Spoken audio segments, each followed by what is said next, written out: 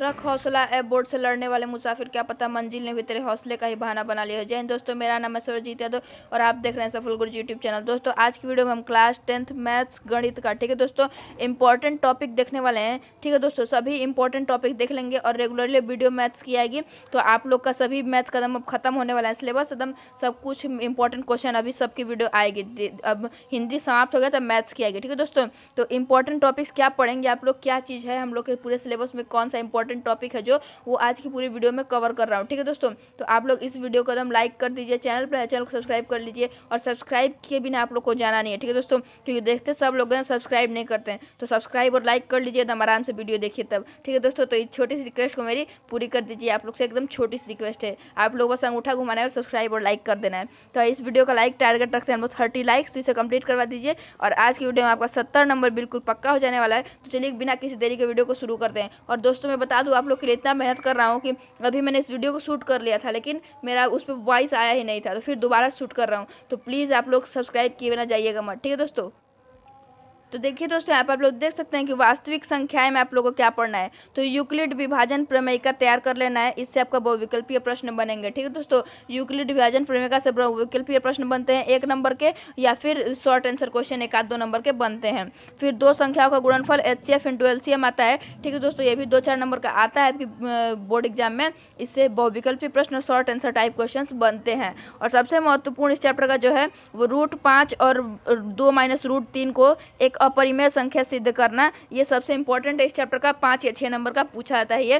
तो इन तीनों टॉपिक को वास्तविक संख्या में आपको तैयार करना है। ठीक है दोस्तों, सभी के ऊपर वीडियो धीरे धीरे आएगी, तो उसके लिए आप लोग टेंशन मत लीजिए। अब रेगुलरली वीडियो स्टार्ट हो जाएगी मैथ के ऊपर और बीच बीच में अलग सब्जेक्टों के ऊपर वीडियो आती रहेगी, तो आप लोग टेंशन फ्री रहिए, सबका हम लोग आपकी तैयारी करवा देंगे।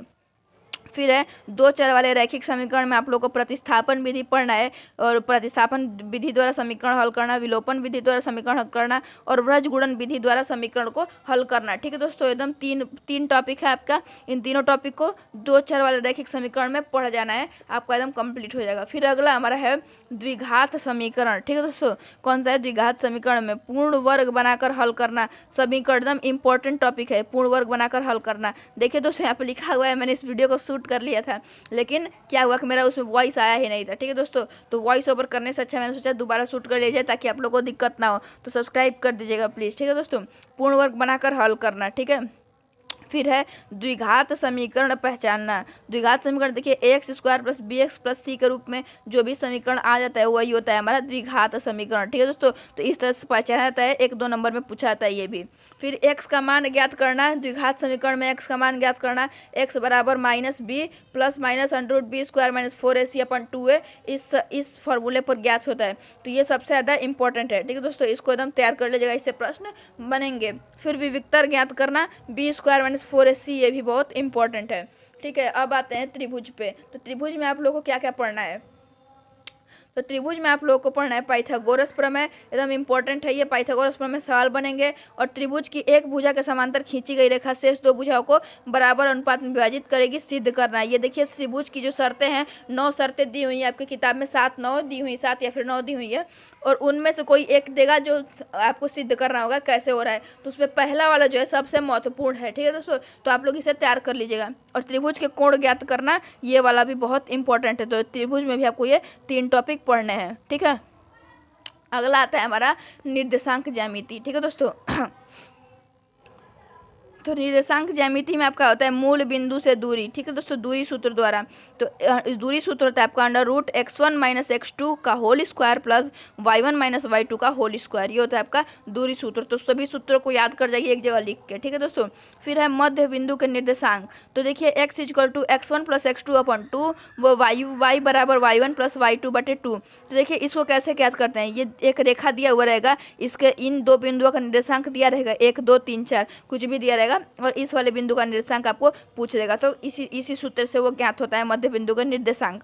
फिर हमारा आता है इसमें अंतः विभाजन सूत्र, यानी सेक्शन फार्मूला, सबसे इंपॉर्टेंट। ठीक है दोस्तों, सबसे इंपॉर्टेंट फार्मूला है सेक्शन फार्मूला। तो x = m1x2 + m2x1/2 और y = m1y2 + m2y1/2, इसे आप लोग एकदम तैयार कर लीजिएगा, इस फार्मूले पर सवाल बनेंगे। चलिए अगला देखते हैं।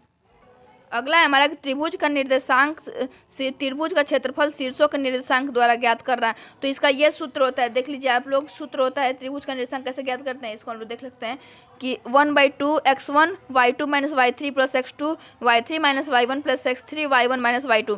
तो इसे याद करने कैसे याद करते हैं, तो x1 x2 x3 तो जोड़ना है इसको, ये तो पता है आपको, कंफर्म है। और ये सो y2 y3 y3 y1 और y1 y2 में लोग करवा जाते हैं। तो इसके याद कर लीजिए 23 31 12 y2 - y3 यानी 23 हो गया, y3 - y1 यानी 31 हो गया, और y1 - y2 12 हो गया। ठीक है दोस्तों, जिसे आप लोग तैयार कर लीजिए। फिर हमारा त्रिकोणमिति का परिचय।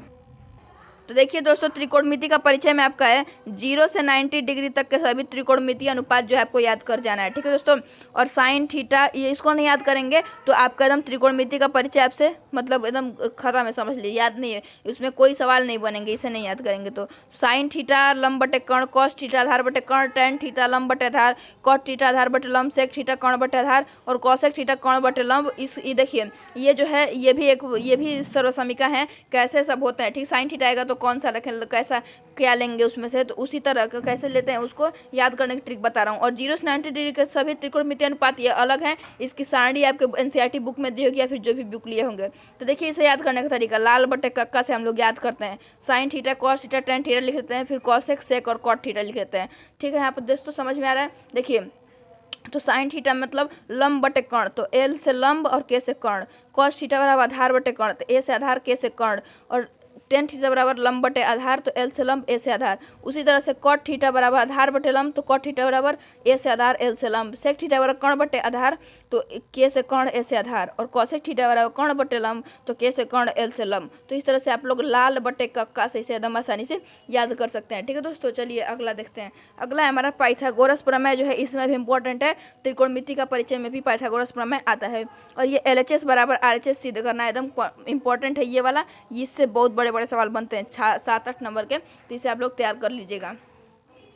सभी इंपॉर्टेंट टॉपिक्स में कवर कर लिया हूँ, इस वीडियो में कवर करने का पूरा एकदम कवर कर दूंगा, और पूरा जो आपको पढ़ना है वही बताया हूँ, सब रिड्यूस करके, सिलेबस आपका जो रिड्यूस है वो नहीं बताया हूँ। ठीक है दोस्तों, फिर त्रिकोणमिति कुछ अनुप्रयोग आप लोग को पढ़ना है, उसमें उन्नयन कोण ज्ञात करना है और अवनमन कोण ज्ञात करना है, बस इसको पढ़ लिए तो आपका पूरा खत्म हो जाएगा ये त्रिकोणमिति कुछ अनुप्रयोग। ठीक है दोस्तों, उन्नयन कोण और अवनमन कोण ज्ञात करना है। फिर वृत्तों से संबंधित क्षेत्रफल में वृत्त की परिधि ज्ञात करना है, 2πr, वृत्त का क्षेत्रफल πr²। सभी फॉर्मूला को एकदम याद कर जाइए, नहीं याद करेंगे तो कुछ नहीं बनेगा सवाल, फॉर्मूला नहीं याद रहेगा, कंसेप्ट नहीं क्लियर रहेगा तो मैथ्स के एक भी सवाल नहीं बनेंगे। ठीक है दोस्तों, मैं कंफर्म बता रहा हूँ।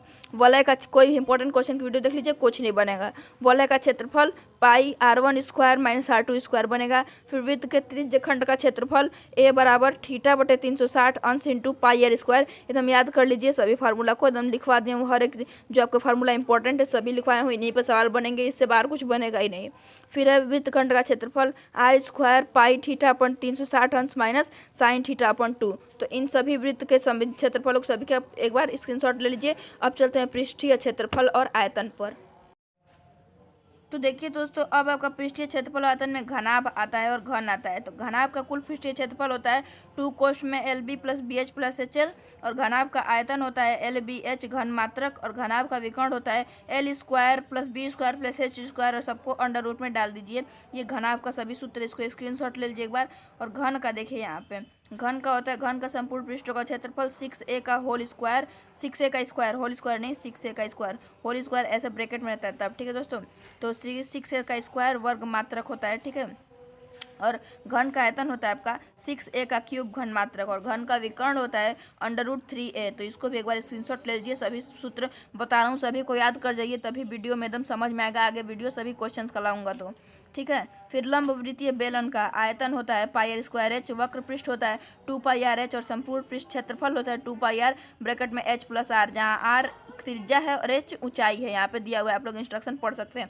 पहले फार्मूला इसलिए तैयार करवा रहा हूँ ताकि आप लोगों का सभी कंसेप्ट क्लियर रहेंगे। ठीक है दोस्तों, तो आगे आप लोग को समझने में कोई दिक्कत नहीं होगी, तो आप लोग सभी कंसेप्ट को एकदम तैयार कर लीजिए। ठीक है, अगला है हमारा लंब वृत्तीय शंकु। तो इसमें लंब वृत्तीय शंकु में आपका आता है शंकु का आयतन। शंकु का आयतन होता है 1/3 πr²h। शंकु का वक्र पृष्ठ होता है πrl। संपूर्ण पृष्ठ होता है शंकु का πr ब्रैकेट में l + r। तिरछी ऊंचाई, तिर्यक ऊंचाई किसे कहते हैं समझ लीजिए। तिर्यक ऊंचाई देखिए शंकु है तो तिर्यक ऊंचाई इस वाली ऊंचाई कहते हैं, और ये वाली हाइट दूसरी होती है, इसको एल से रिप्रेजेंट करते हैं, इसे एच से रिप्रेजेंट करते हैं। ठीक है दोस्तों, तो देखिए यहाँ पे तिरछी ऊंचाई l equal to under root r square plus h square होता है। ठीक है, समझ गए। चलिए अब गोला देखते हैं। तो गोले का आयतन हमारा होता है 4/3 पाई आर क्यूब, इसको सभी को याद कर जाइएगा। ठीक है, 4/3 पाई आर क्यूब। और फिर गोले का संपूर्ण पृष्ठ क्षेत्रफल होता है 4 पाई आर स्क्वायर, अर्धगोले का आयतन होता है 2/3 पाई आर क्यूब। अर्धगोला किसे कहते हैं, गोले का कटा हुआ आधा भाग को इसे कहते हैं अर्धगोला। ठीक है दोस्तों, 2/3 पाई आर क्यूब को गोले का आयतन बोलते हैं। अर्धगोले का संपूर्ण पृष्ठ क्षेत्रफल कैसे निकलता है, 3 पाई आर स्क्वायर, जहाँ आर गोले की त्रिज्या है। ठीक है दोस्तों, फिर शंकु का छिन्नक सबसे इंपॉर्टेंट है इस चैप्टर का, शंकु का छिन्नक ही है। तो शंकु का छिन्नक का आयतन जो होता है वो होता है पाई h/3 और r square plus r r. तो देखिए समझा दूँ आपको, जो ये आर दिख रहा है ये बड़ी त्रिज्या, ये छोटी त्रिज्या है। छोटी त्रिज्या बड़ी त्रिज्या कैसे, देखिए ये शंकु का ना 2 भाग ऐसे कटता है, इसे बीच से काट देंगे तो ऐसे बनता है, इसका आप लोग पढ़े होंगे। तो देखिए, तो इसका जो होता है अलग त्रिज्या होती है, इसकी अलग त्रिज्या होती है, तो इसको इसी दोनों में से एक छोटी त्रिज्या एक बड़ी त्रिज्या होती है, उसी को बोलते हैं। ठीक है दोस्तों, तो ये होता है शंकु का आयतन। ठीक है, शंकु छिन्नक का आयतन। शंकु छिन्नक का पार्श्व पृष्ठीय क्षेत्रफल होता है पाई एल और ब्रैकेट में छोटी त्रिज्या प्लस बड़ी त्रिज्या, और जहाँ एल स्क्वायर की जगह पे आप लोग लिख सकते हैं, यहाँ पे दिया हुआ है r h square plus r minus r का होल स्क्वायर। ये बड़ी त्रिज्या से छोटी त्रिज्या को घटा देंगे तो ये होता है शंकु के छिन्नक का पार्श्व पृष्ठीय क्षेत्रफल। ठीक है दोस्तों, फिर शंकु का संपूर्ण पृष्ठीय क्षेत्रफल होता है आधार का क्षेत्रफल प्लस शीर्ष का क्षेत्रफल प्लस पार्श्व पृष्ठीय क्षेत्रफल, यानी पाई बड़ी त्रिज्या का स्क्वायर प्लस पाई छोटी त्रिज्या का स्क्वायर प्लस पाई एल और ब्रैकेट में बड़ी त्रिज्या प्लस छोटी त्रिज्या। इसे ऐसे भी लिख सकते हैं, पाई को सब में कॉमन ले लीजिए, आर बड़ी त्रिज्या प्लस छोटी त्रिज्या प्लस एल और फिर ब्रैकेट में बड़ी त्रिज्या प्लस छोटी त्रिज्या। इस तरह से आप इसे लिख सकते हैं। तो सभी आप लोग को एकदम क्लियर हो गया होगा। तो वीडियो पसंद आएगी तो प्लीज़ लाइक कीजिएगा, चैनल को सब्सक्राइब करके जाइएगा। सब्सक्राइब नहीं करते हैं आप लोग, सब्सक्राइब कर लीजिएगा तभी जाइएगा। आप लोग से छोटी सी रिक्वेस्ट है, तो छोटी सी रिक्वेस्ट को कंप्लीट कर दीजिए अपने इस भाई के लिए। चलिए बिना किसी देरी के अब वीडियो को ख़त्म करते हैं। ठीक है दोस्तों, आज शुरू नहीं ख़त्म करते हैं अब, क्योंकि अब पूरा आपका कंप्लीट हो चुका है। तो चलिए मिलता है नेक्स्ट वीडियो में, तब तक के लिए जय हिंद जय भारत।